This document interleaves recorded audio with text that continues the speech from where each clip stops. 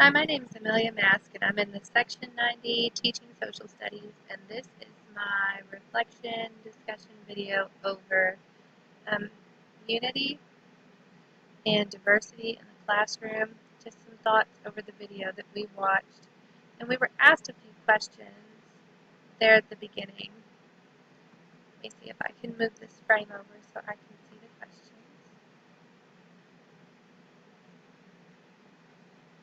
Okay, and the first one, got back in my own way, was to respond to why are the scenarios worthwhile or valid for you within the areas you're hoping to teach.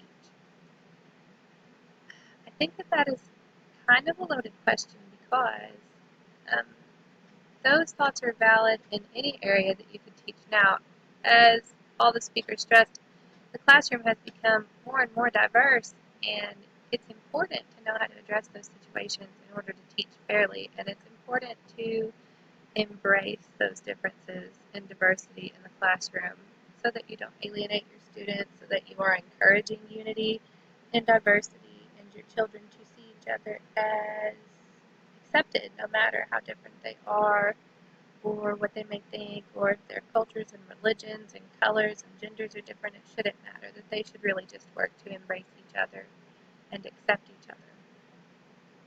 The next question, I cannot see my Microsoft Word with this open. Says, what are, maybe I can bump it down a little. What are the intermittent speakers bringing out in their personal reflections that apply to teaching through a lens of cultural responsiveness? And really, I think that the teachers aren't just exemplifying somebody who is culturally responsive, but that they're encouraging their students to be culturally responsive just by embracing those differences. Like the one where they were making the rice cakes and pronouncing it in Chinese. I don't remember the term exactly. But they were teaching students it's okay to be different, and it's okay to know things by a different name, and it's okay to eat different things, and it's just okay to be different. So they're really doing a good job of being effective examples of being culturally responsive. And the video teaches us about diversity in regard to language or disabilities.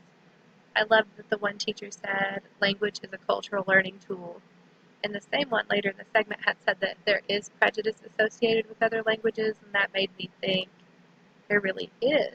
You know, we may encounter somebody that speaks a different language and immediately stereotype in our head things about that person without ever bothering to get any deeper into their culture. And I remember one person stating that stereotyping is so hard because it's a natural gift that your brain has to lump things together, to categorize things by their differences. So it's hard to break through that barrier.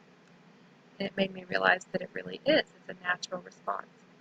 Some things that I enjoyed that were in the segment was the male teacher, may have been about halfway through.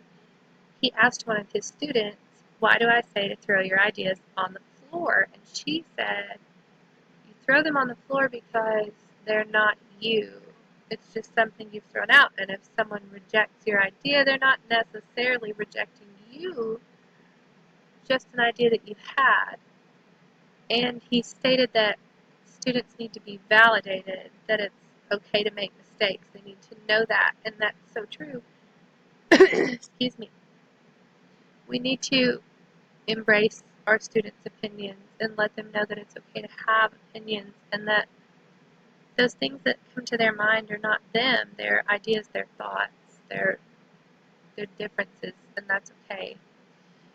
Another thing that I enjoyed was that when they said equality and unity are really reiterated in the idea that you can express yourself freely, that there's a safe zone associated with the classroom, that students can come and they are free to have ideas and think things and say the things that they're thinking without anyone judging them negatively. Really, to me, the biggest goal for an effective teacher is one who is supportive and encouraging and embraces their students as a whole without judging and is there for them in a positive way throughout their journey. Some students never get that at home, and if we can't give them that, then I think we have no place in education. Another thing that I enjoyed with he may not have been the last teacher, the one that taught at Berkeley, he was telling his students how we may think, oh, we're not racist and we're so diverse, but then at the same time, are we separating us from everyone else? That was something to think about. It made me think, like as a Christian, we go out and we look for people to disciple to, and just in doing that, we're lumping people into another category. And it's just applicable to so many instances. We can be in Walmart on the clearance aisle and lumping the people who are buying those items full price together. And it just is so important to encourage unity and diversity. And this video was a really good example of both of those things. I enjoyed it. It was a fun assignment. It got me thinking. That's all.